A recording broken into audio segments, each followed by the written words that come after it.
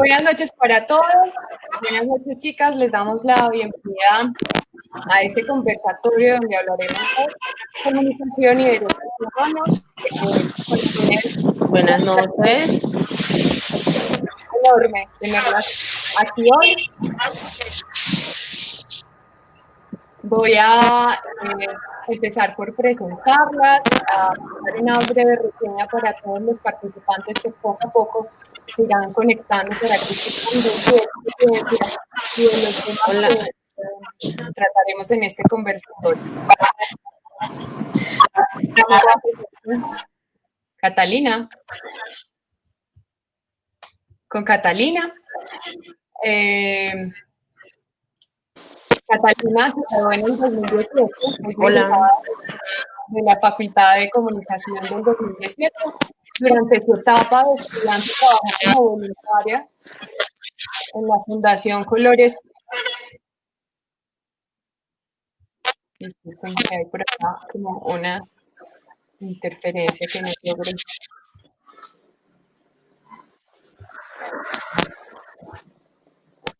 Ok. Donde ayudó a dirigir la labor de esta fundación y acompañó las jornadas lúdico-comunitarias para niños del Chocó. Desde agosto del 2018 trabaja para la prosperidad social en el proyecto Familias en su Tierra, que se enfoca en la reconstrucción del tejido social, el fortalecimiento del capital humano y la integración comunitaria entre familias víctimas del conflicto armado, que están en proceso de retomar o reubicarse en tareas o corregimientos. Actualmente estudia en la familia, infancia y adolescencia en la Corporación Universitaria Minuto de Dios. Catalina, ¿cómo estás? Catalina. Hola. Catalina, ¿me escucha?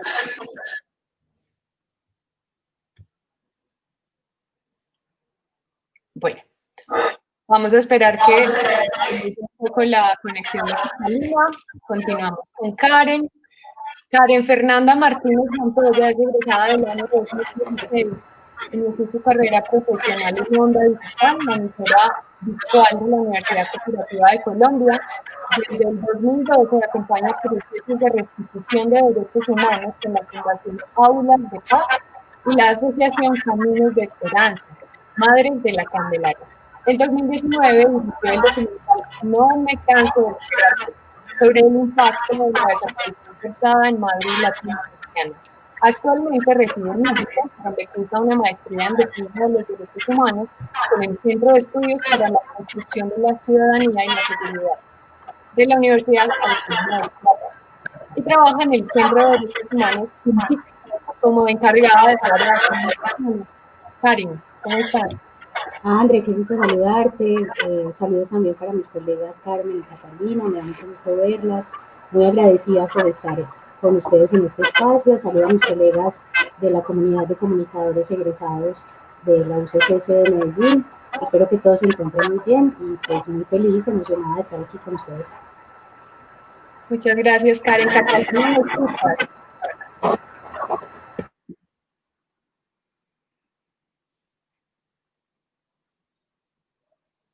Catalina.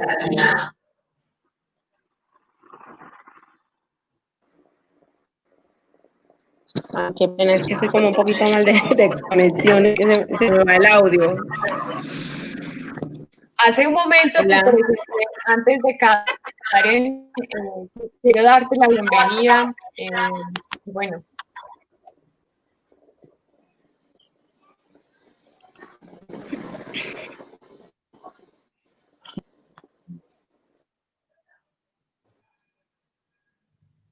Bueno, mientras que Catalina logra comunicar el tema, vamos a continuar con Karen. Con Carmen. Carmen Lucía Herrera Zapata. Carmen se graduó en el 2012, es especialista en gerencia de marca de la Universidad de Medellín y magíster en paz, desarrollo y ciudadanía en la Corporación Universitaria Minuto de Dios. Cuenta con experiencia periodística en la radio, en el programa Aló FM, en Radio Paisa de RCN. También trabajó como redactora en periódicos comunitarios y como reportera para Teleantioquia Noticias durante cerca de 3 años, donde cubrió todas las fuentes, especialmente orden público. Hizo parte del equipo de prensa de la alcaldía de Medellín y durante el 2019 ejerció el cargo de jefe de prensa. Carmen, bienvenida. Me da mucho gusto saludarte. Hola, André. Muchas gracias por la invitación y el gusto es mío. Qué rico compartir este espacio con todos ustedes y un saludo para toda la comunidad de egresados de comunicación social de la universidad. Qué rico compartir este espacio con todos. Muchas gracias a ustedes por estar compartiendo con nosotros. Justamente estamos aquí a propósito de un tema que causa mucho furor, que es muy actual y no es muy nuevo, y es la comunicación y los derechos humanos, pero especialmente el desaparecimiento de víctimas forzadas. Conmemoramos el 31 de agosto y estamos aquí a propósito de esa conmemoración para hablar un poco desde el punto de vista de cada uno de ustedes, la experiencia desde la comunicación y cómo les ha permitido esto trabajar en cada uno de estos aspectos que son complejos, humanos y sobre todo muy emocionales. Vamos a empezar con Carmen, porque a propósito de su presentación, ¿cómo una comunicadora llega a interesarse por este tema? ¿Cómo eliges estos temas que tienen que ver con paz, con derechos humanos, en una maestría después de toda esta experiencia, con todos sus enfoques? Andrés, yo creo que precisamente desde ahí uno como periodista pues se encuentra todos los días de frente con estas realidades tan duras que vive el país. Cuando estuve en Teleantioquia, la última época, cubrí mucho precisamente el proceso de paz, como todo el desarrollo de los acuerdos, lo que iba pasando en La Habana, pero también cómo lo iba recibiendo la ciudad y cómo lo iban recibiendo las víctimas y cómo, digamos, esta posibilidad de soñar un país con un futuro distinto, pues nos llenaba mucho de esperanza. En ese cubrimiento, pues hablé mucho con víctimas de todos los flagelos, entre ellos desaparición forzada, y a mí me impresionó mucho y siempre me ha impresionado que las víctimas de nuestro país, si algo nos han enseñado es valentía, es fuerza, es ganas de seguir adelante. No son unas víctimas que se quedaron en la lágrima, sino que son víctimas que al contrario todo el tiempo nos están dando lecciones de venga, cómo seguimos, cómo hacemos, cómo construimos, pero también cómo hacemos memoria, cómo seguimos buscando a nuestros seres queridos, cómo le aportamos al país y cómo nos pensamos de una manera distinta. Entonces, con todo ese cubrimiento, con el trabajo periodístico, con el contacto muy con víctimas y con contar historias, que siempre me ha gustado mucho, salió la maestría y yo dije, bueno, este tema a mí me gusta mucho para seguir entendiendo precisamente el país, para seguir entendiendo las víctimas, para saber cómo podemos aportar profesionalmente desde el lado donde estemos. Digamos que yo hoy no estoy ejerciendo el periodismo desde afuera, lo ejerzo desde lo público, pero también es el lado donde nos pongamos cómo ayudamos, cómo aportamos, cómo hacemos que esa realidad tan difícil que viven tantas personas no se vuelva paisaje y menos un flagelo y un delito como el de la desaparición forzada, que es tan doloroso, que es tan doloroso para la gente que lo vive, pero que no tiene que ser doloroso simplemente para el que tiene un caso, para el que tiene una persona desaparecida. Esto tiene que ser un dolor de todos, un dolor de país, porque es que somos todos finalmente. Entonces, digamos que desde ahí el interés por conocer, por aportar, por aprender, por mirar qué hacemos para ayudar. Gracias, Carmen.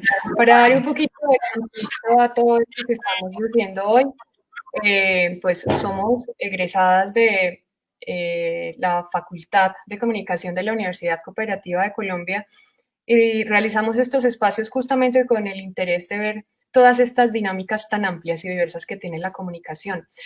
Todo esto de la desaparición de víctimas forzadas tiene un contexto cultural gigante a nivel mundial, y quisiera empezar por darles un poco el contexto. Según la ONU, cómo estaban las cifras hasta el año pasado.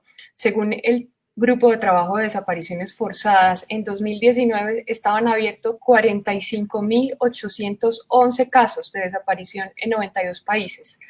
En Latinoamérica, Argentina, Guatemala y Perú son algunos de los países que cuentan con más casos registrados en la base de datos de este grupo. Y ojo con ese dato, porque ahorita vamos a hacer una aclaración importante con respecto a eso.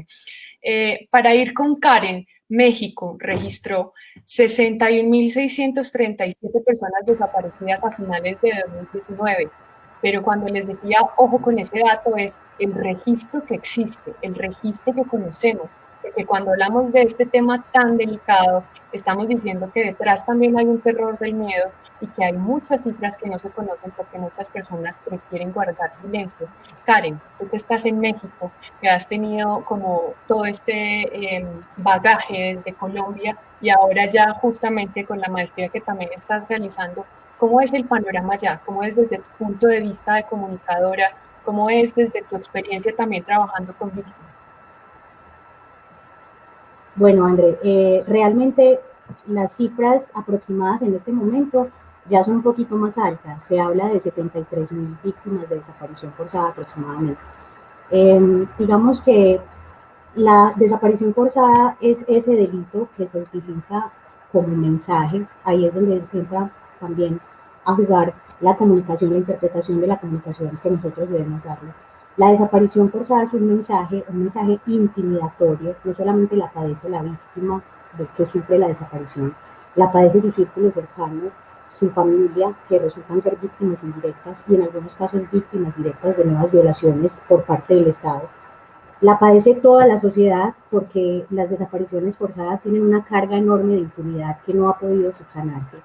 Y esa carga de impunidad y esa repetición cíclica de desapariciones forzadas es lo que impide que muchas víctimas se acerquen con confianza a denunciar y a solucionar a través de mecanismos jurisdiccionales. Entonces, hablar de cifras de desaparición forzada resulta muy impreciso, porque estos son los registros oficiales, los registros que reconocemos, de los que tenemos, digamos, algún tipo de documentación de que la víctima o sus familiares sobrevivientes se acercaron a hacer la denuncia para que quedara el registro. Pero son muchísimas las víctimas que no pueden acercarse a hacer esa denuncia. Hay fenómenos también de desapariciones masivas que impiden que existan sobrevivientes que puedan relatar los hechos, entonces tampoco se proceden a hacer las investigaciones. Los estados terminan quedándose cortos en el deber de investigar y sancionar las desapariciones forzadas, ¿cierto? Entonces, creo que en ese sentido la comunicación entra a jugar un papel muy importante porque es la responsable de la documentación de los casos, la reconstrucción del relato de los hechos, que es fundamental. La mayoría de los casos de desaparición forzada, que ahorita más adelante vamos a hablar de cuándo se habla de una desaparición y cuándo de una desaparición forzada, pero en las desapariciones forzadas el relato es vital porque es necesario demostrar la participación del Estado, bien sea por acción, por omisión o por aquiescencia. Y cuando los medios de comunicación no se comprometen verdaderamente en la reconstrucción de esos hechos, pues las víctimas terminan por no acceder a ningún tipo de justicia.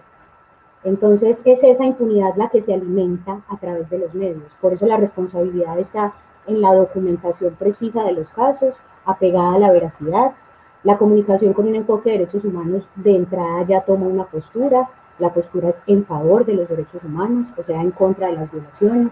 Por eso no se puede decir, como se abordan las noticias popularmente, que se abordan desde todos los frentes para contrarrestar las versiones entre sí. No, una violación que esté demostrada, la comunicación tendrá que ir del lado de la víctima, porque la comunicación es un modo de exigibilidad por la justicia que hace falta, ¿no? Entonces, bueno, básicamente, cuando hablamos de las cifras, caemos en la trampa de totalizar a partir de los registros que se tienen. Y las desapariciones en Latinoamérica datan de hace muchísimo tiempo, son conflictos muy antiguos que no se han podido resolver, ¿cierto? Y no son precisas, nunca terminan por ser una cifra real que evidencie la magnitud de la problemática. Catalina, quiero comprobar que me escuchas antes de hacerte una pregunta.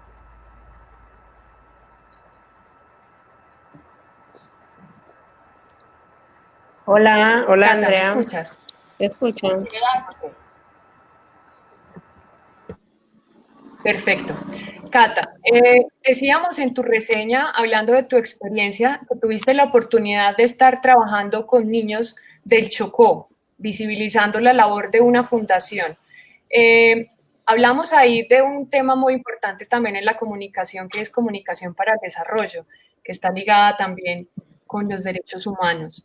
¿Cómo fue esa experiencia y cuál es el papel de un comunicador en una labor como esta?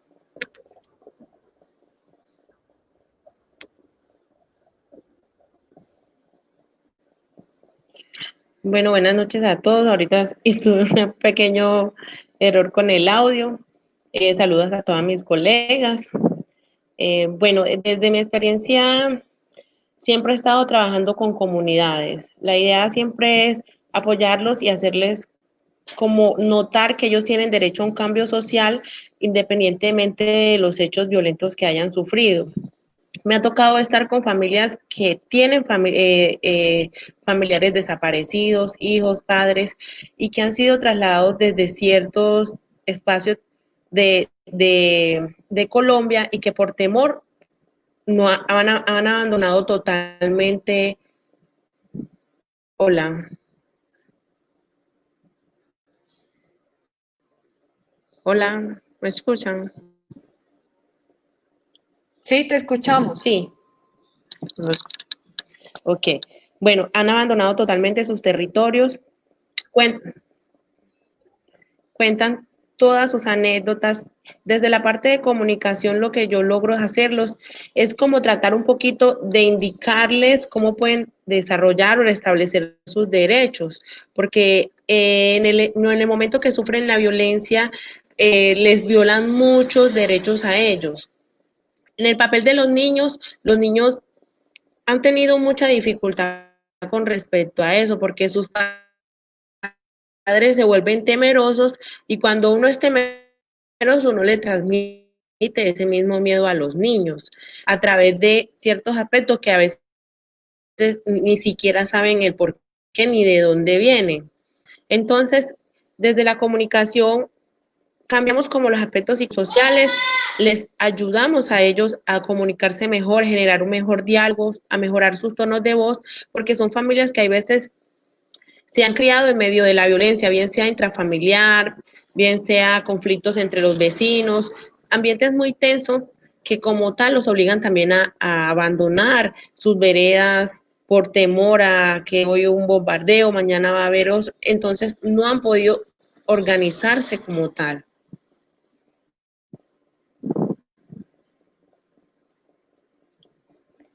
Gracias, Catalina. Hay un tema que quisiera que me respondieran las tres, como para que volvamos, estemos yendo entre la problemática como tal y la comunicación, vista desde la comunicación, y es cómo se promueve, cómo se genera un cambio social que impacte positivamente cuando hablamos de desaparición forzada, que es un tema tan doloroso, que a nosotros humanamente se nos hace complejo, pero que tenemos que buscar los mecanismos o las salidas justamente para que ocurra esto que nos contaba Catalina con los niños, o sea, la herencia que queda a los niños de sus papás cuando crecen en medio de esta violencia es justamente el miedo a hablar. ¿Cómo se convierte un comunicador en la voz de esas personas? Si me quieren responder todas o si me quiere responder una de las tres.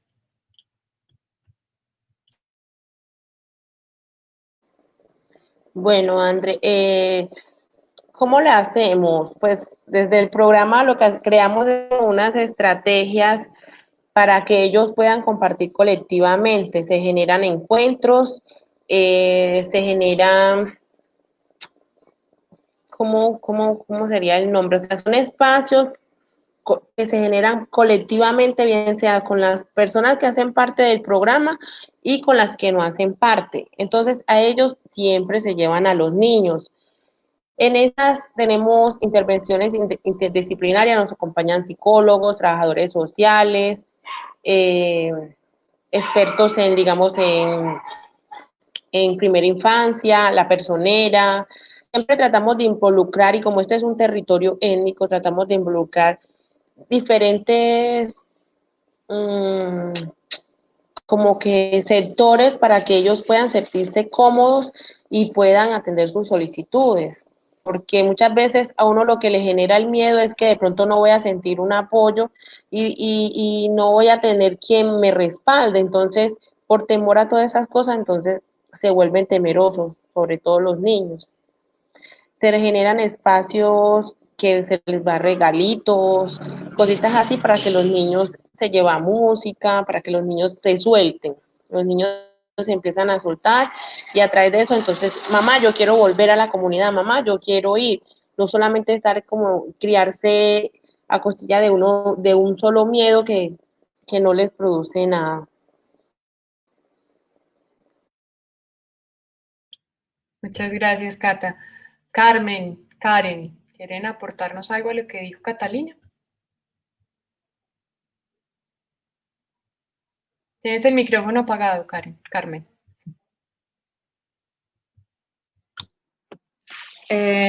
Yo creo que desde el periodismo hay una tarea muy importante y una tarea en la mayoría de las ocasiones no cumplida, y es seguir contando estas historias, seguir visibilizando este delito, seguir mostrando a la gente, seguir contando no solamente las cifras, porque las cifras pues son números, pero detrás de cada número hay una historia, hay un dolor, hay un vacío, hay una mesa en la que falta alguien en una de las sillas. Entonces yo creo que desde el periodismo es hacer un poco de pausa en el día a día, en ese contar tan rápido de lo que va pasando para, para contar estas historias, para tenerlas en el radar, para que no se vuelvan paisaje, para que no sigan siendo paisaje. Y también yo creo que contar a las víctimas, lo que les decía un poco ahora, no tanto desde ese rol de víctimas, porque yo creo que ese rol de víctimas siente uno como un cierto sector como que estigmatiza, como que ya es como que víctima, qué pereza, víctima por algo fue, víctima, un hijo desaparecido, quién sabe qué hizo, ¿cierto? Entonces siempre hay sobre la víctima también una culpa. Entonces, además de tener que vivir el dolor de tener un ser querido desaparecido, tienen que cargar con el dedo que juzga y que dice de pronto se lo merecía o quién sabe en qué estaba metido. Entonces hay que contar a las víctimas también desde su dolor, por supuesto, porque ahí está y es protagonista y es una ausencia que no se va, que no se llena nunca, pero también desde todas las iniciativas en las que trabajan, porque son muchas las víctimas que están saliendo adelante pese a lo difícil que viven, son muchas las víctimas que se reúnen para construir y para sanar, por ejemplo, a través del arte, que vamos a hablar ahora más adelante de la tesis de la maestría que tiene que ver con eso, cómo contar las víctimas también desde toda la reconstrucción que ellas hacen para el país y para sus vidas mismas, porque digamos que es un proceso en el que a medida que una víctima empieza a sanarse, pues es una curita que le vamos poniendo a este dolor tan gigante que tenemos en el país. Entonces yo creo que la responsabilidad desde los medios de comunicación y desde el periodismo es no dejar de contarlos, es seguir visibilizando esas historias, es estar diciéndole al país entero que ahí está el problema, que no ha pasado, porque es muy común que se haga cubrimiento precisamente el día que se conmemora esta fecha internacional, y ese día posiblemente vemos en los noticieros un par de notas o de referencias sobre eso, pero es que no es solamente un día, son todos los días del año y de la historia del país en las que ha pasado eso, y no podemos dejar de contarlos, pero contar a las víctimas también desde la esperanza que ellos siempre nos brindan y desde la fuerza que ellos tienen para contar ese dolor y para insistir en que nadie más lo tiene que vivir. Gracias, Carmen. Carmen, yo te agrego un poquito de Adelante. la esperanza que a veces hablando.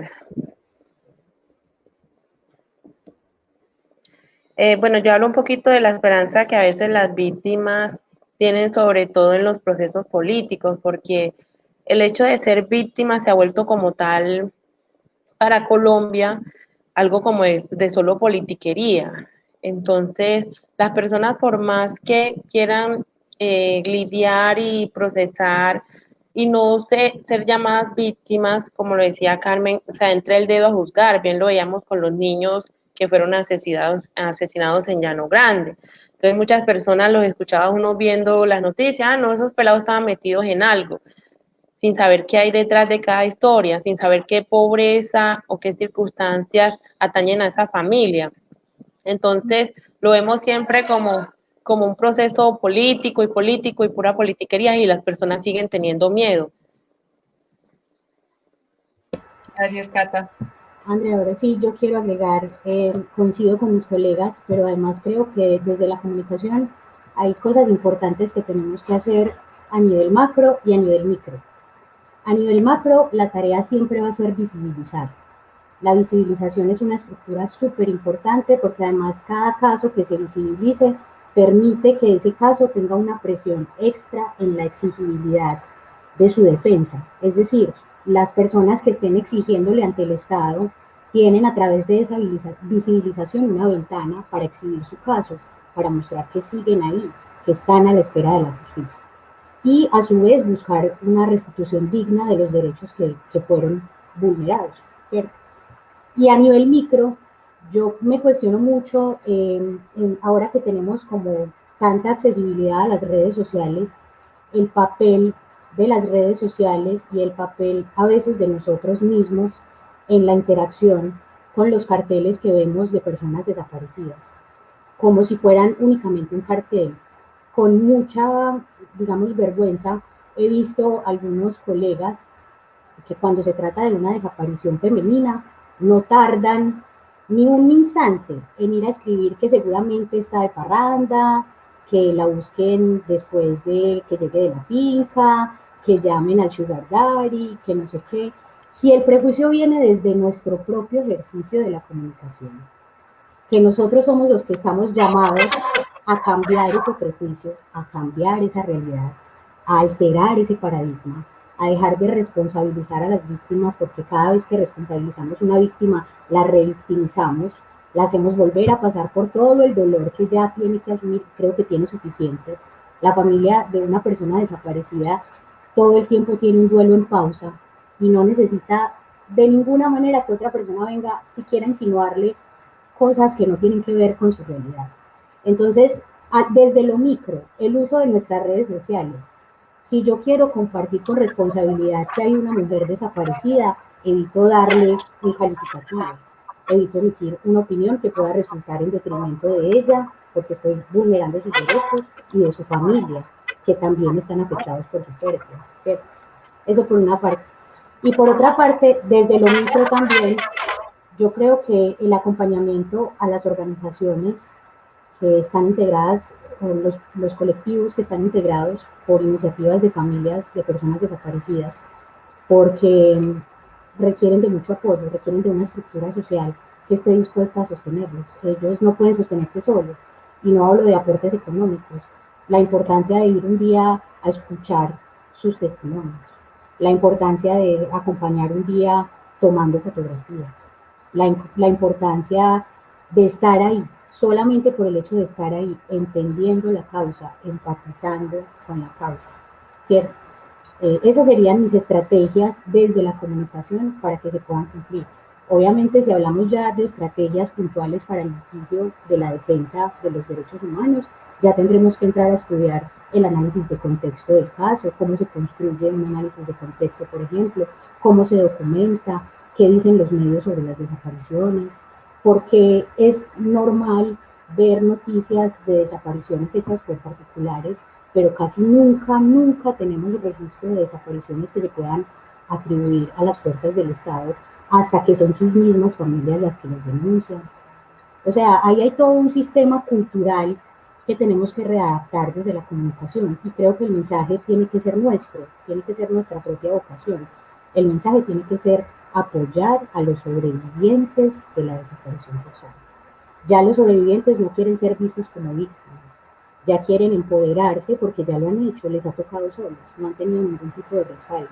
Entonces son personas que a través de la autogestión lograron empoderarse lo suficiente para exigir justiciabilidad para sus casos. Nosotros como comunicadores, por el debido respeto a ese proceso, tenemos que documentarlo tal cual está. ¿Cierto? No se trata acá de tomar partidos, como les decía inicialmente, y esas serían, yo creo que estrategias que podrían sumarle bastante a la problemática de la desaparición forzada. Hacer visible la impunidad es una tarea muy difícil porque ningún Estado quiere que le cuenten qué cosas ha hecho mal. Pero hacer visible la impunidad es la única manera de que la ciudadanía se dé cuenta que hay deberes que no se están cumpliendo y hay familias que tardan toda la vida, madres que se mueren esperando conocer el paradero de sus hijos. Y no debería ser así. Carmen, ¿querías decirnos algo? Sí, ahorita que escuché a Karen hablando de los carteles de desaparecidos, yo pues hace algunos años viví una experiencia, digamos, no fue desaparición forzada, pero fue desaparición y más o menos conozco ese proceso. Me estaba acordando que Karen me ayudó a buscar a mi hermano en esa época, ¿te acuerdas? Por Las Palmas. Entonces estaba pensando en ese tema de a veces la indiferencia que tenemos todos con lo que creemos que nunca nos va a pasar. ¿Cierto? Tú vas por la calle y ves pegado en un poste un papelito desaparecido y uno nunca se detiene a mirar siquiera si por lo menos se le hace conocido. Uno nunca va a mirar el teléfono por si es posible ayudar, ¿cierto? Entonces vamos siempre como por la vida pensando que este tipo de cosas no nos tocan, que están allá, que es al otro, pero cuando uno las vive, ahí, digamos, el panorama cambia. Y en este tema de la desaparición hay indiferencia desde todo, mejor dicho, desde el ciudadano común que te llama para decirte una mentira y que ya la persona la encontraron y que vaya a búsquelo en tal lado, siendo mentira, ¿cierto? Desde ese tipo de llamadas hasta el vigilante de una clínica que te dice que no hay NNs y resulta que sí es y que ahí estaba, entonces ese indiferente no te permitió encontrar a una persona desde la fiscalía que no te atiende o que te atiende con pereza. Dígame qué ropa llevaba, sí, qué ropa llevaba en ese momento, pero ni siquiera te miran a los ojos, ni siquiera le importa. Es un caso más que están registrando, es una cosa. Y no, es un ser querido el que está perdido. Entonces, es muy doloroso ver ese tema de la indiferencia social que tenemos con este y con todas las problemáticas. Siempre que no nos toquen, entonces ahí está. Qué duro, pero no puedo hacer nada. Entonces también ahí es un llamado como pues, el dolor del otro es también el dolor de uno, ¿cierto? Somos la misma humanidad y esa humanidad es la que nos une. Entonces, y recordar algo también muy importante ahí en ese tema de la desaparición, André, y es que hay digamos, como un mito que cogió carrera y que es una mentira que tiene mucha fuerza y es eso de esperar 72 horas para hacer la denuncia. No existe un plazo establecido desde la ley para que una persona empiece a buscar a un ser querido que está desaparecido. Inmediatamente se identifica que hay un comportamiento que no es habitual y que usted pueda sospechar que un ser querido está desaparecido, tiene que ir a denunciar y lo tienen que atender. O sea, ese cuento de hay que esperar 72 horas no es cierto. Entonces, digamos que también es muy importante tener esa claridad y como el llamado a ser siempre solidarios con el dolor del otro, porque nunca sabemos cuándo ese dolor del otro va a pasar a ser una realidad también para mí. Gracias, Karen. Cata, en estos momentos estás trabajando con el proyecto Familia en su Tierra. Ayudas en el fortalecimiento del capital humano y la integración comunitaria entre familias y víctimas del conflicto armado. Cuéntanos cómo es ese proceso de retornar, de reubicarse, cómo medias en todo ese proceso, cómo medias en medio del miedo de las personas de querer reconstruir su vida.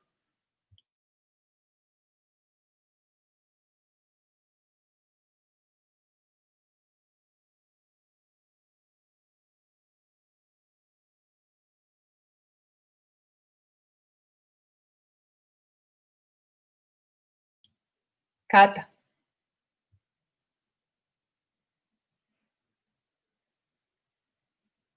Oh, oh.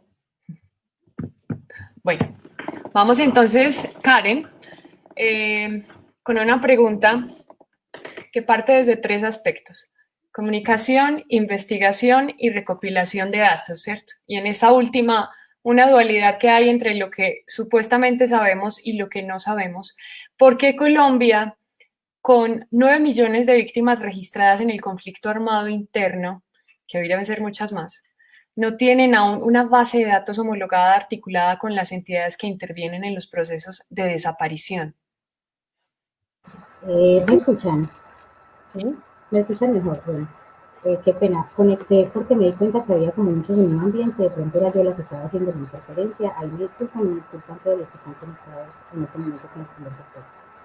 El asunto con la recopilación de los datos tiene que ver con una absoluta dejadez del Estado. O sea, es increíble que nosotros en este momento, sí, como bien lo señala Andrea, tengamos la posibilidad de documentar más de 9 millones de víctimas del conflicto armado interno y no tengamos ninguna sola base de datos homologada para la búsqueda de personas desaparecidas. Peor aún, que esas bases de datos no estén articuladas con las entidades que procuran la justicia. Entonces, lo que sucede con las familias víctimas de la desaparición forzada es que terminan haciendo la denuncia ante 9 entidades diferentes que tienen el mismo propósito. Esa revictimización es una violencia institucional. Creo que alguien lo señaló ya en los comentarios del chat de la transmisión en vivo y se lo agradezco mucho porque tiene razón. La comunicación que usa el Estado con las víctimas no es una comunicación directa, no es una comunicación frontal. Hay muchísimos obstáculos para cosas tan sencillas como una interlocución entre el ente que procura la justicia y la víctima denunciante, ¿cierto? Entonces, yo creo que en la eventualidad de que alguno de nuestros colegas comunicadores quisiera asumir el reto de ejercer comunicación con enfoque de derechos humanos, debería abordar en primera instancia este tipo de problemas. Yo en algún momento tuve como el proyecto de integrar una red parecida a Facebook, pero no con los mismos propósitos, sino como una red que permitiera agrupar a las millones de víctimas de desaparición forzada con fotografías, con imágenes.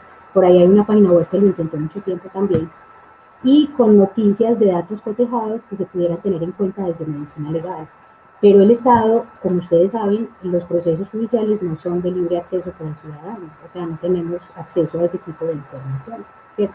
No podríamos acceder como ciudadanos del común a esa información. Entonces creo que el reto para nosotros como comunicadores, en ese sentido de la recopilación de datos, es ceñirnos, yo no sé, de la manera más rigurosa posible, con toda la paciencia del caso, paciencia de artesano, me gusta usar a mí ese término, para efectivamente lograr una documentación de datos que permita agrupar todas las características poblacionales que en algún momento se puedan integrar en una sola base de datos.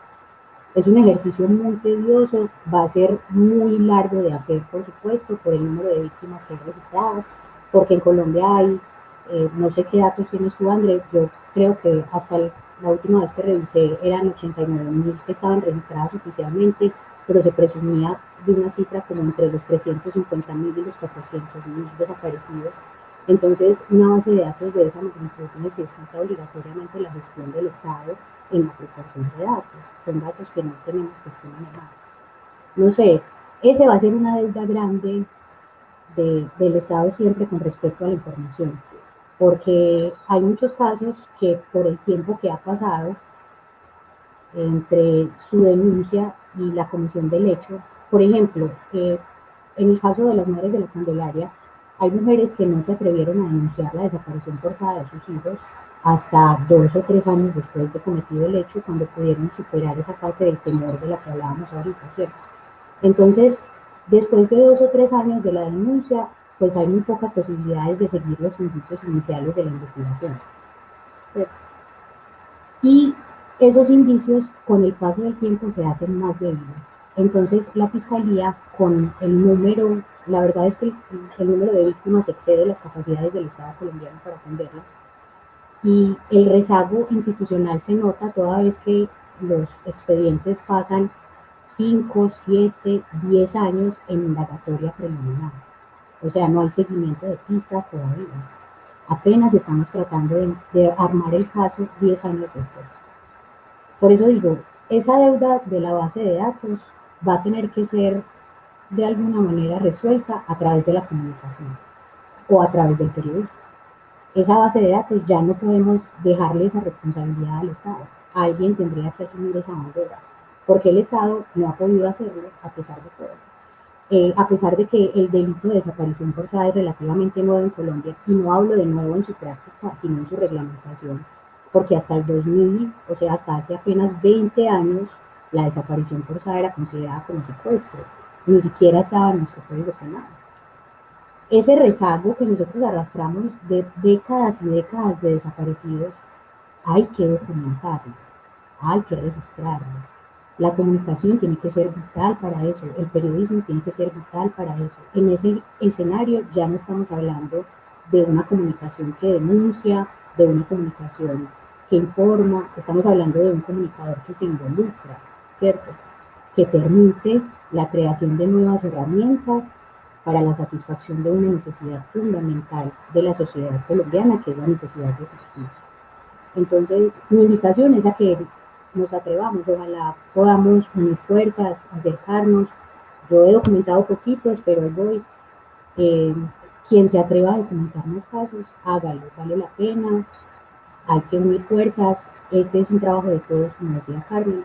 La ventaja de trabajar comunicación con enfoque de derechos humanos es que es un trabajo que humaniza, entonces se pierde la política del yo-yo, si me permiten la cuña ahí, que la política del yo-yo es lo que yo llamo la atribución propia, ¿no? Yo hago, yo denuncio, yo doy, yo soy. Se pierde completamente la política del yo-yo y se pasa a un escenario de colectividades. ¿Qué hacemos? ¿A dónde vamos? ¿Cómo lo planteamos? ¿Qué mensaje queremos dar? ¿Cómo exigimos? ¿Cómo denunciamos? ¿Qué ruta seguimos?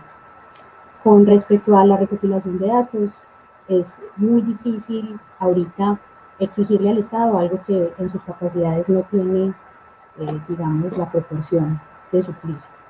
Pero es posible que una organización de comunicadores alternativos se ponga en esa tarea y pueda crear red a través de otras redes de apoyo con colectivos que trabajen en el tema de la desaparición forzada. Muchas gracias, Karen. Voy a darles unos datos generales de cuál es la situación en Latinoamérica según un reporte de la ONU. De los 10 países con mayores desapariciones forzadas del mundo, 7 están en Latinoamérica. Guatemala, Chile, El Salvador, Argentina, México, Perú y Colombia están entre esos 10. Hay un tema también con el Chocó, y es que las desapariciones que se conocen allí empezaron desde 1985. Sin embargo, hasta hoy, 2020, se desconoce el paradero de más de 1.600 personas en el departamento. Esto para darles un contexto y lograr ver si Cata me está escuchando y hacerle una pregunta, y es, ¿cómo es este papel de comunicador que se convierte en el vocero de las víctimas, que tiene que ser el puente y el negociador entre las víctimas, las ONGs, el Estado? ¿Cuáles son estas estrategias y estas herramientas que desde la experiencia has adquirido en todo este proceso?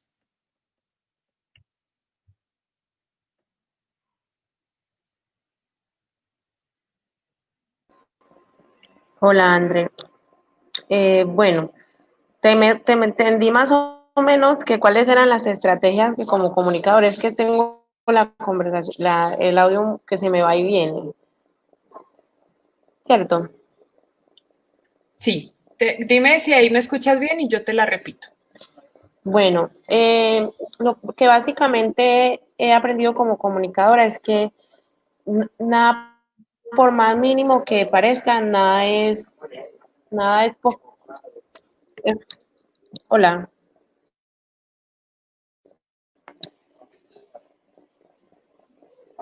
hola,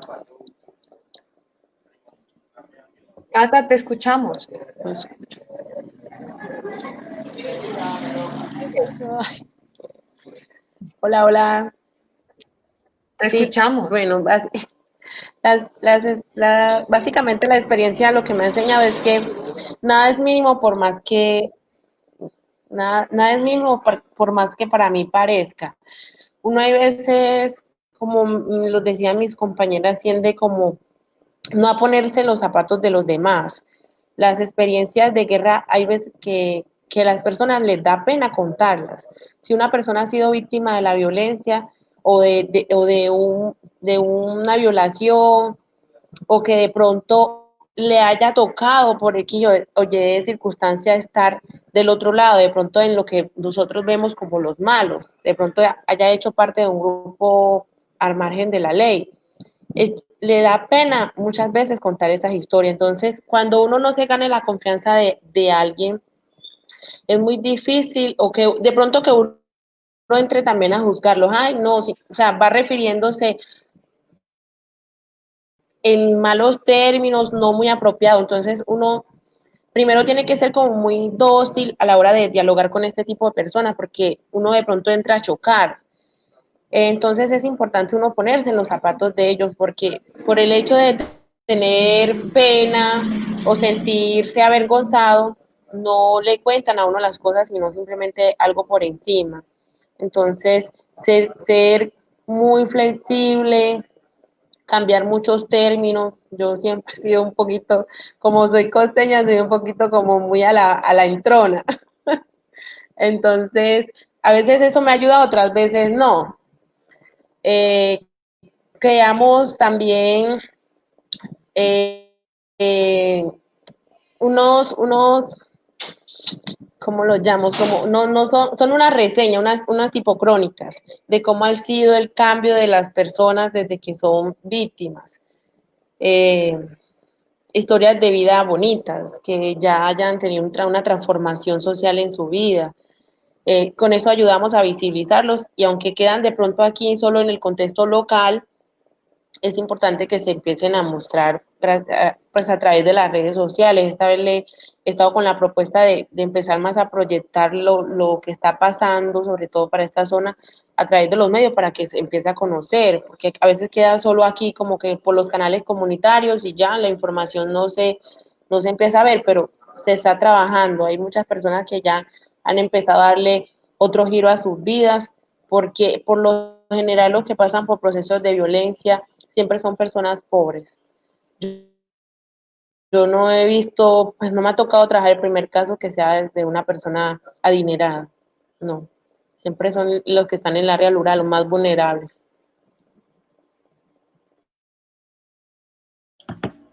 Cata, muchas gracias por esa intervención. Me encanta escuchar y que se haya dado la posibilidad de que nos la cuentes, porque me da paso a un tema que me encanta, y es que en medio de todo el dolor, todo el sufrimiento, todo el agravio que significan las desapariciones forzadas y no forzadas, vienen y nos asisten otras partes de las humanidades, el arte, tantas cosas. Y quisiera en este caso invitar a Carmen a que nos cuente un poco sobre Victus y sobre el tema de su tesis. El arte como puente para la reconciliación puede ser un escenario posible para Colombia.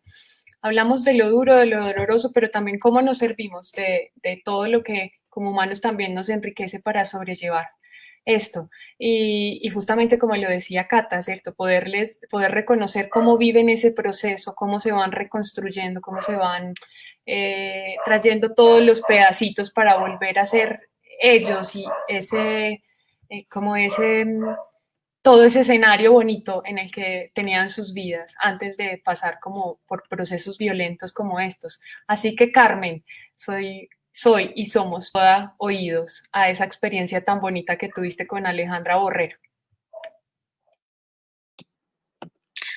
Bueno, yo les cuento un poco de contexto sobre la obra de teatro de Alejandra Borrero que se llama Victus, la memoria. Es una obra y un trabajo muy interesante que hizo Alejandra Borrero con 20 personas, es decir, un espacio en el que se reunieron víctimas y victimarios del país. Entonces, están víctimas de todos los flagelos de secuestro, de desaparición forzada, de violaciones, o sea, de todos los delitos, y también los victimarios, es decir, exintegrantes de las FARC, integrantes de ELN, exintegrantes de las Fuerzas Armadas.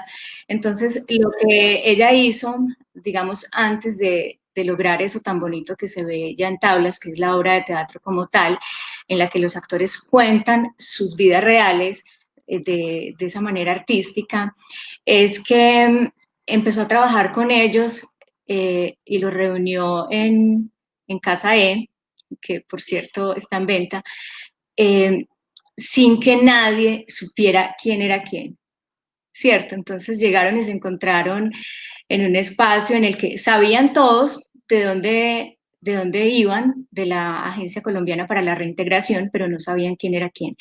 Y lo que hace ella es empezar a trabajar con ellos sin ninguna prevención. Entonces, como a desarmarlos también, porque todos venían de contextos de conflicto y de historias muy difíciles. Entonces, la primera barrera que había que romper era siquiera que alguien los tocara. Ellos no estaban acostumbrados ni siquiera a que nadie los abrazara. Entonces, cuando llegaban ahí a ese espacio, Alejandra Borrero los recibía con un abrazo, ella y todo su equipo, la pedagoga, en fin. Entonces, romper ese hielo los primeros días fue una cosa muy impresionante, porque es saber que no estaban acostumbrados a reírse, una víctima que no está acostumbrada a reírse, un victimario que tampoco lo hace, es muy impresionante. Empiezan a trabajar con varias técnicas muy bonitas, entre ellas el círculo de la palabra, yo soy, escuchar el corazón del otro, que es una cosa muy bonita en la que te sientan al lado del otro a que le escuches latir el corazón, ¿cierto? Y lo que ellos ahí descubren es que el corazón nos late igual a todos. Entonces, se hacen amigos, se crean, pero amistades reales y genuinas, hasta que llega el día, tiempo después, en el que viene la sesión difícil, es decir, quiénes son en realidad, ¿cierto? Entonces, es decir, yo soy Milena, exintegrante de las AUC, y yo soy Yulitza, víctima de las AUC. Y resulta que habían creado una amistad de madre a hija impresionante. Entonces fue un momento muy difícil. Una salió corriendo, la otra vomitó, la otra se enfermó, porque era muy difícil reconocer en ese momento que el amigo que yo estaba construyendo, que estaba conociendo ese ser humano, pues pertenece al grupo que a mí tanto daño me hizo, al que tanto odié. Entonces, digamos que tuvieron ahí un proceso de catarsis muy bonito, pero la conclusión al final, porque no fue un camino de rosas, la conclusión al final es que todos fueron víctimas, ¿cierto? Como les decía, que el corazón les late igual a todos. Y hay una frase de uno de ellos que a mí me impactó mucho, y es que decía, odiaba mucho a las fuerzas militares, un exintegrante del ELN y su mejor amigo en la obra, pero su hermano, o sea, una relación genuina, siempre que tiene un problema, ahí está y lo busca y se conocen las familias. Entonces él dijo, bueno, es que cuando yo ya me di cuenta quién era Raúl, era demasiado tarde, porque ya lo quería.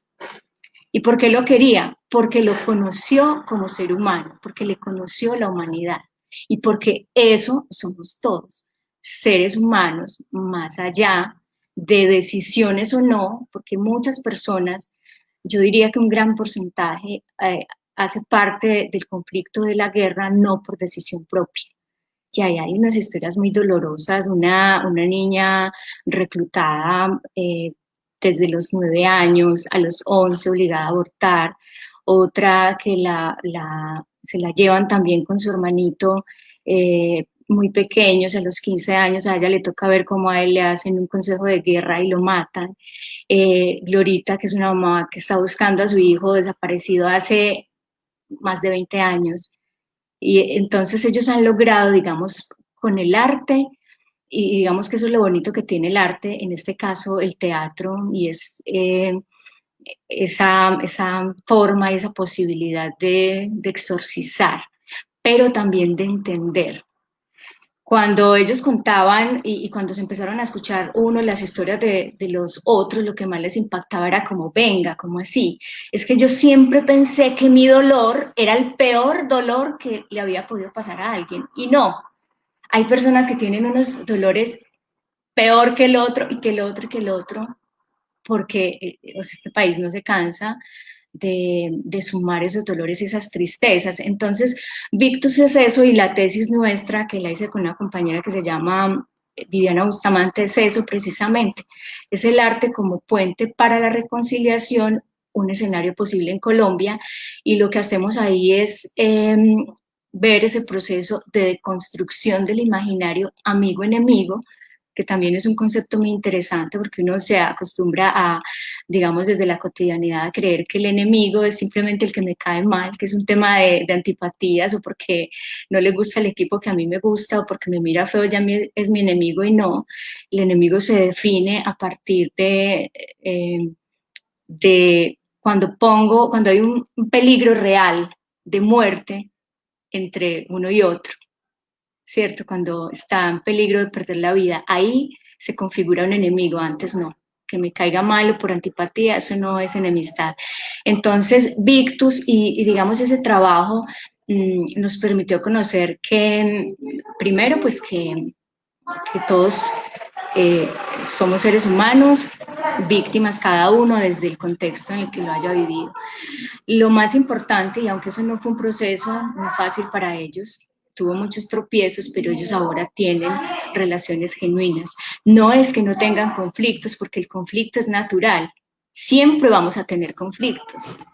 Lo que nosotros no hemos aprendido, porque lo resolvemos con violencia, no hemos aprendido eso, es que aquí el conflicto lo resolvemos matando al otro, pero podemos aprender a solucionar los conflictos sin matarnos. Igual vamos a tener conflictos siempre, entonces es entender la mirada distinta que siempre va a tener el otro sobre lo que yo pienso y creo y soy.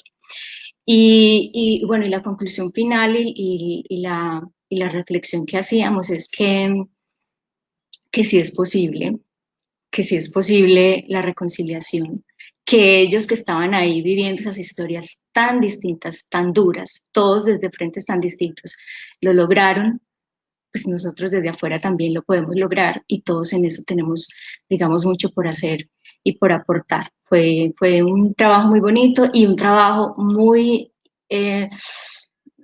teso el que hizo Alejandra Borrero y el que sigue haciendo ella, no solamente con Victo, sino con todo lo que ustedes conocen que trabaja, pero más o menos ese es como el contexto, André, de la tesis y de lo que pasó. Maravilloso. Aquí pasé como por todas las emociones. Yo creo que todas, pero me encantaría poder seguir este conversatorio, de verdad. Podría seguir horas y horas conversando con ustedes y sus experiencias, sus puntos de vista. Quiero pedirle a cada una que me regale una conclusión. La mía es esta. Mientras hay muchos actores en el país que se ocupan de destruir y aprovecharse de la situación que genera el conflicto armado y la desaparición forzada, llegamos nosotros como esos actores humanos a ser el puente, a ser ese canal, a ser ese reconstructor de las realidades de las poblaciones con las que trabajamos.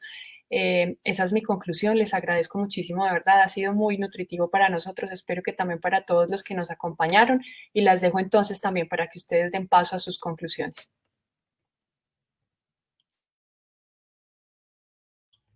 ¿Quién? A ver, al dedillo. Cata. Yo, yo inicio antes de que se me caiga la conexión. Bueno, pues yo invito a mis compañeros que están en el ámbito comunitario, de comunicación para el desarrollo, que sigan siendo generadores de transformación en cuanto al tejido social, sigan ayudando a las familias, sigamos ayudándolos a recuperar sus derechos y sigamos aprendiendo cada vez más, porque el mercado se vuelve que uno como que, uy, Dios mío, ¿y aquí cómo procedo? Entonces, a veces es importante uno saber como de todo un poquito y conocer sobre todo a qué espacio puede remitir a ciertas personas para que restablezcan sus derechos. Karen. Y gracias y buenas noches. Ay, Cata, gracias a ti.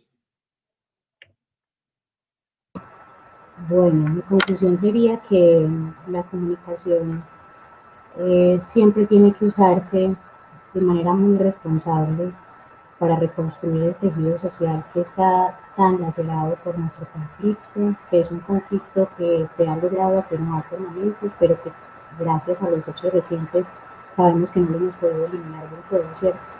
La comunicación tiene que transformarse entonces en esa fuerza para visibilizar los cuadros de impunidad generalizada, las violencias estructurales que sufren las víctimas desde el Estado, pero a su vez tiene que convertirse en ese canal aliado para que las víctimas y los sobrevivientes se empoderen de la defensa de sus derechos y logren transformar su realidad, dejen de verse a sí mismos como víctimas, se empoderen lo suficiente para que puedan exigir lo que les corresponde.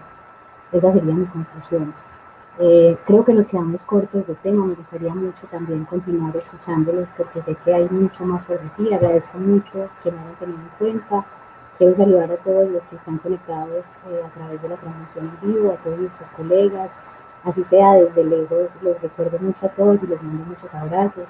Tener la posibilidad de trabajar en comunicación con enfoque de derechos humanos humaniza muchísimo, deconstruye muchos patrones a los que uno se acostumbra a transgredir del otro y que tal vez no se da cuenta, no se normalizó, transgrediendo límites a nivel personal, a nivel colectivo, a nivel social, a nivel comunitario, trabajar en la defensa de los derechos humanos desde la comunicación es un cambio total de vida y yo animo a todos los colegas a que se atrevan, los que han tenido dudas, los que han tenido oportunidad y quizás sienten que no tienen el perfil. Este es el momento para hacerlo. Colombia requiere de comunicadores que estén dispuestos a colaborar en la reconstrucción del tejido social. Les agradezco mucho, les deseo una feliz noche y aquí estamos pendientes. Muchas gracias, Karen. Y bueno, Carmen. Bueno, yo reitero lo que había dicho antes, no es un problema de otros, es un dolor de todos. Y nosotros como comunicadores, como periodistas, tenemos la responsabilidad de darle voz y de seguir contando las historias de tantas víctimas del país. Esta mañana precisamente escuchaba a una víctima de desaparición forzada y dijo algo que a mí me llamó la atención y quiero como que dejarlos con esa frase. Y ella decía, Ustedes cierran los ojos y olvidan. Nosotros cerramos los ojos y recordamos. Muchísimas gracias por este espacio, disfruté mucho la conversación y un abrazo para todos. Bueno, chicas, fue muy oportuno darle primero la palabra a Cata. Los invitamos a todos, perdón, quedan muchos datos, mucha tela por cortar, como decía Karen. Pues imagino, Karen, que estarás abierta, Carmen, para obtener más información. Entonces, bueno, quedará por aquí esta red de comunicadores sociales de la Universidad Cooperativa de Colombia para que sigamos aprendiendo y creciendo juntos. Así que, bueno, no siendo más, entonces, hora de irnos. Gracias a las tres, de verdad, muy valiosos sus aportes. Chao. Chao, chao.